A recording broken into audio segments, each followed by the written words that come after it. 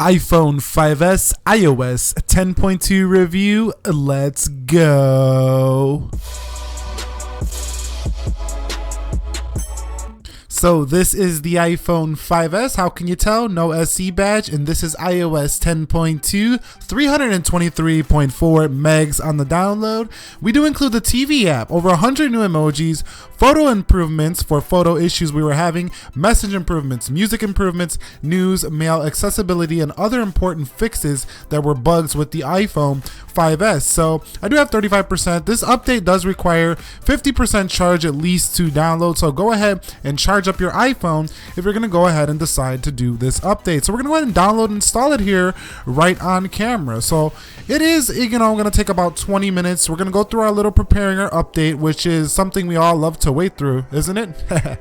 And we're going to wait for our illustrious and amazing Apple logo that we just love watching this ticker and just tick on until it finally loads up here. So we are now in iOS 10.2 here for our iPhone 5S. That is 10.2 14C 92 here, and it did save me about 300 megabytes on the download. So the first feature I want to talk about is the emojis, and there are plenty to be found. The emojis are just incredible here. So many more emojis here. Now you really have to be somebody who uses emojis a lot to really notice these, but for a lot of us who use Apple iPhone, we know that they really have great emoji system here for iOS. So there is plenty to be noticed here, such as the MacBook icon and many more. Now also within screen effects, you're going to see that we do have the ability to send love messages. So ladies, fellas, you want to get your little love action going on? You got it here. Or if it's even for a family member, that'll work as well here for the iPhone 5S. Now, there was an issue where when you go on iMessage, the keyboard would kind of like go away. Well, they fixed that. Now there's no issues with the keyboard appearing in iMessage. Now in terms of music, we do bring some features such as the shuffle and repeat right to the now playing section. So you can see, I don't know why this wasn't here already, but it is now included. So you can see you now have shuffle and repeat for your iPhone 5S. Now in terms of the news section, stories you save can now appear in the news save section, as well as the best paid stories from channels you subscribe to will now appear in a dedicated section for you. So there is nice improvements to the news application, and for all of you news readers out there on your iPhones, you're really going to enjoy that. Now it's easier to ever than swipe left and tap to the next story while you are reading on your iPhone. Now also there was a few minor fixes in the mail. There was an issue where long press activity like copying and pasting in mail was an issue, so they fixed that as well. Also sometimes you would have the wrong message after deleting a mail conversation. Now a few accessibility improvements: adds Braille 14 pen support to VoiceOver, fixes an issue where sometimes Siri enhanced voices were unavailable to VoiceOver, and fixes an issue where switch control was sometimes unable to delete voicemails. But there is a few more in accessibility as well. But how does the iPhone 5S perform? Well, let's check it out. Let's hop into calendar. Let's come back out. Let's go into calculator. Let's come back out. Let's go into clock. Let's go into camera. Let's come back out. Let's go into settings. Let's come back out. Let's go into phone. Let's come back out. Let's go into weather. Let's come back out of there. Let's go into compass. Let's come back out of there. Let's hop over into Pi Geek. And this is where the iPhone 5S does start to slow down a bit when you get into these third-party applications. Let's go into YouTube. Let's go into Amazon. But overall, for a 3-year phone, I mean, can you really complain? Look at this thing. It still works.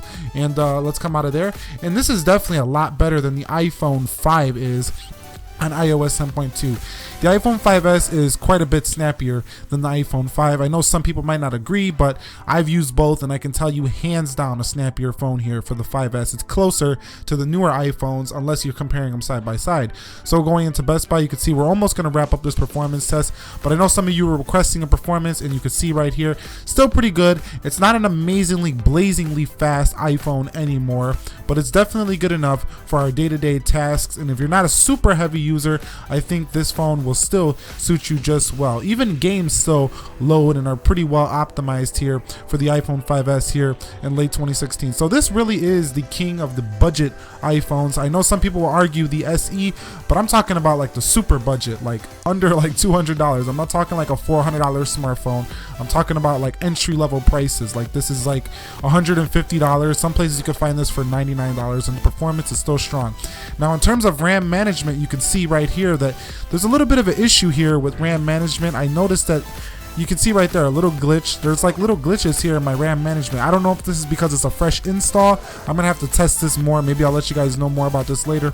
But this is not looking that great in terms of multitasking. It's still smooth, but apps had to reload and there was a little bit of a hang here in the multitasking department. So just be aware of that. This is my experience. Your experience may differ. Let me know how the multitasking is going on with your iPhone down below in the comments section. We would appreciate that. The community needs to know these things. So should you update the iPhone 5S to iOS 10.2? And in my experience, I would say yes. Go ahead and update to iOS 10.2. Why? Because you get some improved features, you get bug fixes, which always helps you in the security purposes, and you get the TV app, which replaces the video app depending on where you're at. Some of you might not be getting the TV app, but overall it still looks visually about the same. It still performs well. Actually I found that the system apps do open quicker, and overall I really think it's a great update in terms of iOS 10. Probably the best iOS 10 update thus far. So anyways, if you guys enjoyed this content, you guys know what to do. Please go ahead and leave this video a thumbs up. I would appreciate that. If you'd like to see more content, subscribe for more.